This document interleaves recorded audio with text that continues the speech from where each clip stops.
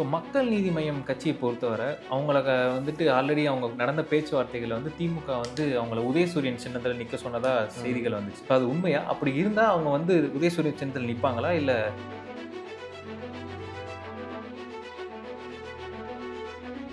DMK ஸ்ட்ராங்காக இருக்க தொகுதியை அவங்க அலையன்ஸுக்கு விட்டு கொடுப்பாங்கன்னு நினைக்கிறீங்க?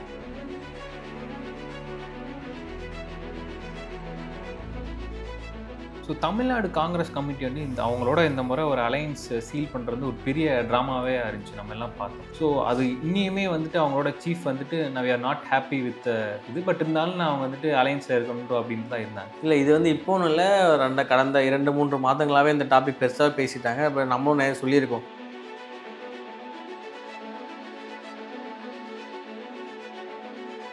இப்போ நடக்க போகிற சட்டமன்ற தேர்தலில் டிஎம்கே அலையன்ஸ் தான் இருக்கிறதுலே ஸ்ட்ராங்கான அலையன்ஸ் நீங்கள் நினைக்கிறீங்களா? இருக்கிறதுலே ஸ்ட்ராங்கான அலையன்ஸ் அப்படின்னு சொல்ல முடியும். ஏன்னா திமுக தலைவர் ஸ்டாலினுக்கு வந்துட்டு அவரோட பங்கு இதில் எவ்வளோ பெருசாக இருக்குன்னு நீங்கள் பார்க்குறீங்க? கண்டிப்பாக அவரோட பங்கு பார்த்தீங்கன்னா வந்து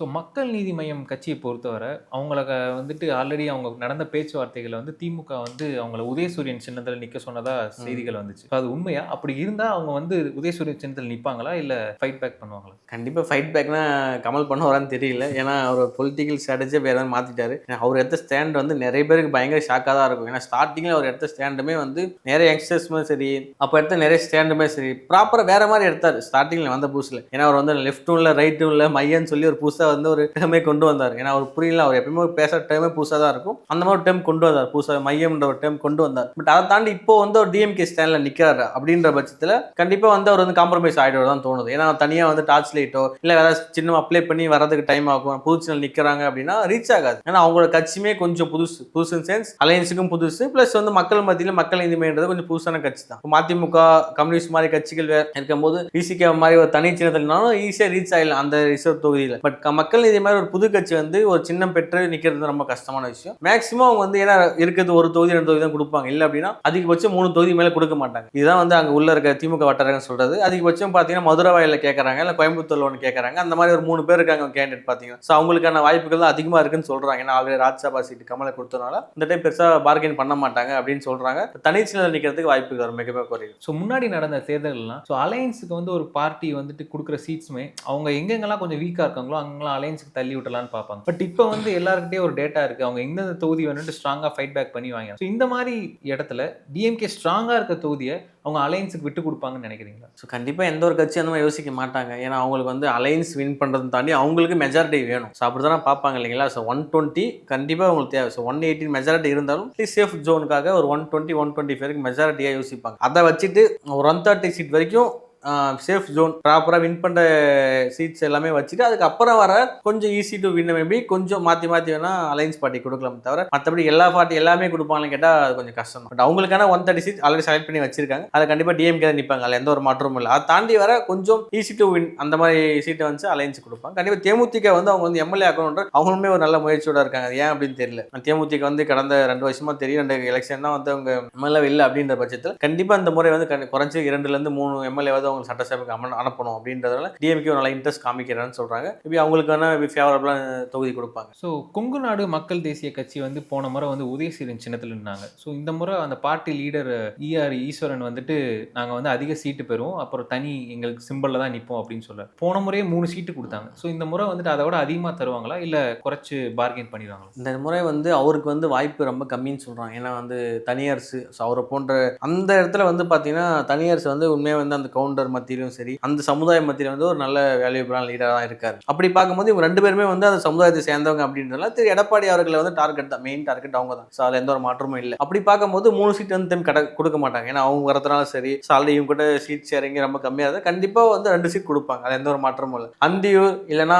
மீண்டும் வந்து கோபிச்செட்டிப்பாளையத்துக்கு வந்து அவங்க ட்ரை பண்ணுறதாகவும் சொல்றாங்க. ஸோ செங்கோட்டையன் வந்து தோற்கடிக்கிறதுக்காக மேபி இந்த சமுதாயத்தில் வந்து அலையன்ஸ் பார்ட்டி கொடுக்கலாம் அப்படின்ற மாதிரி ஒரு வாய்ப்பும் சொல்றாங்க. பட் 2 சீட் தான் மேக்ஸிமம் கொடுப்பாங்க, 3 சீட் சீட் இந்த கண்டிப்பாக கொடுக்க மாட்டாங்க. இல்லை 2ல ஒரு சீட் கூட குறையதுக்கு சான்சஸ் இருக்குது. ஒரு எம்பியாக கூட உங்களுக்கு தரோம் அப்படின்னு சொல்லிட்டு ஒரு சீட் கொடுக்குறது நிறைய chance. So Tamil Nadu Congress committee வந்து அவங்களோட இந்த முறை ஒரு அலையன்ஸ் சீல் பண்ணுறது ஒரு பெரிய ட்ராமாவே இருந்துச்சு, நம்ம எல்லாம் பார்த்தோம். ஸோ அது இன்னியுமே வந்துட்டு அவங்களோட சீஃப் வந்துட்டு we are not happy with இது, பட் இருந்தாலும் நான் அவங்க வந்துட்டு அலையன்ஸில் இருக்கணும் அப்படின்ட்டு தான் இருந்தாங்க. ஸோ அவங்க வந்துட்டு ஒரு 3 சீட்ஸ் இந்த முறை அதிகமாக பெற்றிருக்காங்க.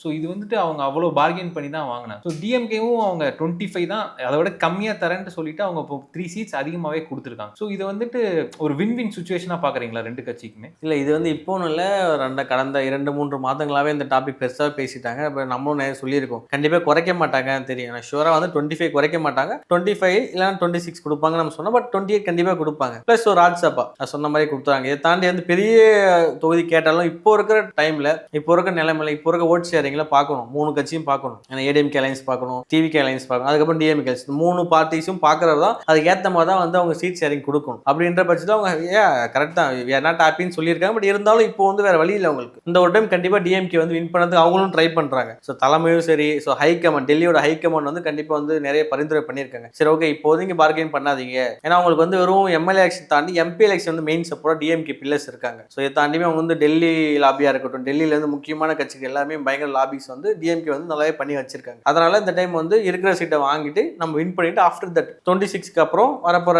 பார்லிமெண்ட் எலெக்ஷன்ல நம்ம வந்து ஃபேஸ் பண்ணிக்கலாம் அப்படின்ற மைண்ட் செட்ல அவங்க வந்துட்டாங்க. ஸோ இப்போ 2026ல இப்போ நடக்க போற சட்டமன்ற தேர்தலில் டிஎம்கே அலையன்ஸ் தான் இருக்கலே ஸ்ட்ராங்கான அலையன்ஸ் நீங்க நினைக்கிறீங்களா? இருக்கிறதுலே ஸ்ட்ராங்கான அலைன்ஸ் அப்படின்னு சொல்ல முடியும். ஏன்னா கூட்டணி சேரது வந்து ஒரு பலம் தான், ஒரு விதமான பலம். பட் வந்து இதே வந்து வெற்றிக்கான வழின்னு கேட்டால் வெற்றிக்கான வழி வந்து மிகவும் குறைவு தான். ஏன்னா நீங்கள் வந்து இதை தாண்டியுமே நம்ம நிறைய ஹிஸ்ட்ரிஸ் பார்த்துருக்கோம். ஸோ டேட்டா வந்து எப்பயும் பேசும், பட் எல்லாமே ஒரே மாதிரி ஹிஸ்ட்ரிஸ் நடக்காது. பட் டேட்டா தான் கரெக்டாக இருக்குமே தவிர, ஏன்னா இப்போ எல்லாரும் சொல்ல மாதிரி 77 நடந்த மாதிரி நடக்குமான்னு கேட்டால் கிடையாது. 80, அப்புறம் 84, அப்புறம் 89, 91. ஸோ ஒரு டைமில் ஒரு மாதிரி வந்து எலெக்ஷன்ஸ் நடக்கும். பட் இப்போ என்னன்னா டேட்டா பற்றி பார்க்கும்போது ஏடிஎம்கே வந்து பயங்கர ஸ்ட்ராங்காகவே இருக்காங்க, அதை வந்து மறுக்கவே முடியாது. ஸோ ஆஃப்டர் வந்து ஜெயலலிதா அவங்க மறைவுக்கு அப்புறமும் சரி, திரு எடப்பாடி முதலமைச்சர் ஆனதுக்கு அப்புறம் சரி, ஸோ கட்சியில் நிறைய பிரச்சனை இருந்தாலும் பட் கோர் ஓட்டர்ஸ்னு ஒருத்தர் இருக்காங்கல்ல, குறைஞ்ச 1 கோடி ஓட்டர்ஸ் அவங்களுக்கு இருக்குல்ல, அது சாலிடாக வாங்குவாங்க, எந்த ஒரு மாற்றமும் கிடையாது. தொகுதிக்கு 50,000 ஓட்டுலேருந்து கண்டிப்பாக வாங்குவாங்க, எந்த ஒரு மாற்றமும் கிடையாது. பட் இருந்தாலும் அதை தாண்டி வர ஒரு ஓட்டு தான் அவங்களுக்கான முக்கியம்.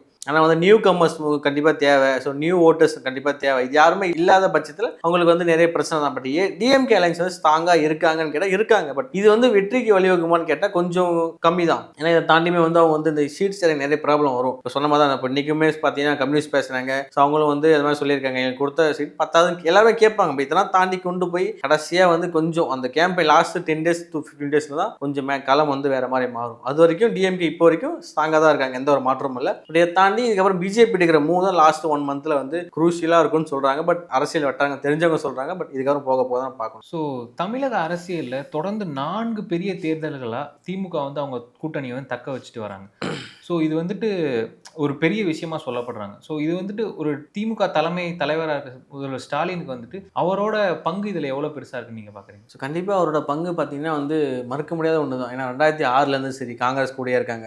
6, 11, 16, 21. ஸோ 4 எலெக்ஷனுமே வந்து காங்கிரஸ் கூடயே இருக்காங்க. 2016 தான் வந்து விடுதலை சிறுத்தைகளுமாக இருக்கட்டும், கம்யூனிஸ்ட் பார்ட்டி, மதிமுக அவங்க தனியாக போயிட்டு ஃபர்ஸ்ட் கேப்டன் விஜயகாந்த் கூட இது பண்ணாங்க தவிர, அதுக்கப்புறம் மேக்ஸிமம் எலெக்ஷன்ஸ் எல்லாமே ஒரு நல்ல ஒரு அலைன்ஸாக தான் கூட வச்சுட்டு இருக்காங்க. அதனால வந்து இது வந்து ஒரு அலைன்ஸ் வந்து கண்டிப்பாக வந்து கொண்டு போகிறதோட ஈஸி இல்லை. ஏன்னா நிறைய பிரச்சனை வரும். திரு எடப்பாடி அவர்களும் சரி, தேமுதிகவோட லீடர் பிரேமலதா அவங்களுக்கும் சரி நிறைய பிரச்சனை வந்துச்சு இல்லைங்களா? ஸோ ராஜ்சபா சீட் கொடுக்கணுமா வேணாமா அப்படின்னு சொல்லிட்டு அந்த மாதிரி நிறைய இஷ்யூஸ் கண்டிப்பாக வரதான் செய்யும். பட் இதெல்லாம் தாண்டி கொண்டு போகிறது வந்து அவ்வளோ ஈஸி இல்லை. பட் அதை வந்து திரு முதலமைச்சர் மு க ஸ்டாலின் நல்லா பண்ணிட்டு இருக்காரு. நிறைய பேர் சொல்லிட்டு தான் இருக்காங்களே. அதனால வந்து இது வந்து ஒரு பெரிய விஷயம் தான். லீடராக இருக்கிறது கண்டிப்பாக நல்ல ஒரு தகுதி தான். டிஎம்கே அலைன்ஸ்ல இப்போ தேமுதிக மாதிரி பார்ட்டி உள்ள வரப்போ ஸோ அவங்க இங்கே லாங் டேர்மா அவங்களால இங்கே ஃபிட்டின் ஆக முடியுமா, இல்லை as usual jump in backup மிச்ச கட்சிக்கு போயிட்டு வருவாங்களா? ஸோ தேமுதிக பொறுத்த வரைக்கும் பார்த்தீங்கன்னா அந்த கொள்கையோட அவங்க வந்து இப்போ வரைக்கும் டிஎம்கே அலைன்ஸில் இல்லை. ஸோ அங்கே வந்து நான் 5 கேட்டேன், இங்கே 6 தரேன்னு சொன்னீங்க, அங்கே 7 கேட்டேன், இங்கே 8 தரேன்னு சொன்னீங்க, 10 கேட்டேன் 12 தரேன்னு சொன்னீங்க. சிம்பிள் லாஜிக், அவ்வளோதான். எங்களுக்கு இப்போ வந்து எம்எல்ஏ வேணும், 2லேருந்து 3 எம்எல்ஏ கண்டிப்பாக வேணும், ஒரு ராஜ்சபா வேணும். சுதீஷ் வாங்கிட்டாரு, அவங்களுக்கு அவங்க பையனும் எம்எல்ஏ ஆகிடுவார். எங்களுக்கு இன்கேஸ் நீங்கள் ஃபியூச்சர் மினிஸ்டரோ இல்லை ஒரு ஏதாவது ஒரு வாரியமோ கொடுத்தீங்கன்னா ஓகே, வி ஆர் ஹாப்பி. அப்படின்ற மைண்ட் செட் தான் தேமுதிக இருக்காங்க. அதை தாண்டி ப்ராப்பர் நாங்கள் பிஜேபி எதிர்க்கும். ஏன்னா நாளைக்கே நீங்கள் இப்போ கேம்பெயின் பண்ணுங்க, பிஜேபி எதிர்க்க மாட்டாங்க, ஷூராக எதிர்க்க மாட்டாங்க. ஏன்னா அவங்களுக்கு பிஜேபி எதிர்க்கணும், மற்ற கொள்கையை எதிர்க்கணும் அப்படிலாம் எதுவுமே இல்லை. டிஎம்கேக்கு எங்கள் சப்போர்ட். இவங்க எப்படின்னா இந்த மாதிரி பார்ட்டிஸ்லாம் சாஃப்ட் கார்னராக இருப்பாங்க. இவங்க எப்படின்னா வந்து எதிர்க்க வந்து டேரக்ட் அட்டாக் பண்ண மாட்டாங்க. லைக் திருமா மாதிரி வந்து டேரக்டாக வந்து அட்டாக் பண்ண மாட்டாங்க. ஏன்னா திருமாவளவன் பார்த்தீங்கன்னா அவர் வந்து டேரக்ட் அட்டாக் பண்ணுவார், கருத்திலாவும் சரி சமூக ரீதியாக பண்ணுவார். பட் இவங்க எப்படின்னா அப்படி பண்ண மாட்டாங்க. இவங்க வந்து சாஃப்ட் கார்னர் ஹேண்டில் பண்ணுவாங்க. நாளைக்கு திடீர்னு அவங்க பிஜேபி அலைன்ஸ் போகலாம், ஏடிஎம்கே அலைன்ஸ் போகலாம் இல்லைங்களா. அதனால இப்போ வந்து அவங்களோட சேஃப் வந்து டிஎம்கே கூட பார்ட்டிக்கு சப்போர்ட் பண்ணுவாங்க தவிர பெருசாக அட்டாக் பண்ணி கேம்பெயின்ஸ்லாம் பண்ண மாட்டாங்க. அந்த மாதிரி தான் இவங்க சாஃப்ட் கார்னர் ஹேண்டில் பண்ணுறாங்க. ஸோ டிஎம்கே அலையன்ஸில் 2 கம்யூனிஸ்ட் பார்ட்டிஸ் இருக்காங்க. ஸோ அவங்களோட பங்கும் ஸோ வின்னிங்க்கு அவங்களோட ஹெல்ப் வந்து எவ்வளோ இம்பார்ட்டன்ஸாக இருக்கும்? கம்யூனிஸ்டோட பங்கு கண்டிப்பாக வந்து பெரிய அளவுக்கு இருக்கும். அவங்க பெரிய ஓட் பேங்க் வாங்கலனாலுமே இந்த மாதிரியான வந்து கட்சி ரீதியாக தனி கொள்கை ஓட் பேங்க் கண்டிப்பாக தேவை. இன்டெலெக்சுவல்ஸ் என்ன யோசிப்பாங்க அப்படின்னா, வெறும் நீங்கள் அரசியலை மட்டும் லைக் எக்ஸாம்பிள் தாவேக்க மாதிரி வெறும் கூட்டத்தை மட்டும் நம்பாமல் ஒரு கொள்கை ரீதியாக எங்களுக்கு வந்து ரைட்டோ லெஃப்டோ so whatever it is, அது பிஜேபியாக இருந்தாலும் சரி, ஆர்எஸ்எஸ் கொள்கையாக இருந்தாலும் சரி, இந்த மாதிரி வந்து நம்ம கம்யூனிஸ்ட் கொள்கையாக இருந்தாலும் சரி, ஸோ அவங்களுக்கும் ஒரு கொள்கை தேவைப்படுது, ஸ்ட்ராங்கான கொள்கை தேவைப்படும் இல்லைங்களா. அதனால் வந்து கம்யூனிஸ்டோட பங்கு பெரும் பங்காக தான் இருக்கும். பட் என்ன சீட்ஸ் சரிங்களா பிரச்சனை வரும். பட் அதை தாண்டி கம்யூனிஸ்டாக இருக்கட்டும், மதிமுக இருக்கட்டும், விசிகா இருக்கட்டும், இவங்க எல்லாமே ஒன்றா இருக்கிறது தான் அவங்களுக்கு லாபம். தனித்தனியாக பிரிஞ்சாங்கன்னா ஸோ அந்த மாதிரி கட்சிக்கு வந்து ஓட் ஷேரிங் குறையும். அப்படி இருக்கும்போது கம்யூனிஸ்ட் வந்து கண்டிப்பாக டிஎம்கே தான் ஹெல்ப் பண்ணுவாங்க. அதில் எந்த ஒரு மாற்றமும் இல்லை. ஸோ அவங்க தான் பண்ண சான்சஸ். ஸோ டிஎம்கே அலையன்ஸோட பலம் அண்ட் பலவீனம் முழுசாக நம்ம இந்த வீடியோவில் பார்த்தோம். ஸோ உங்களோட கருத்து என்னன்னு நீங்கள் கமெண்ட்ஸில் சொல்லுங்கள். இன்னொரு வீடியோவில் நம்ம சந்திப்போம். தேங்க்யூ.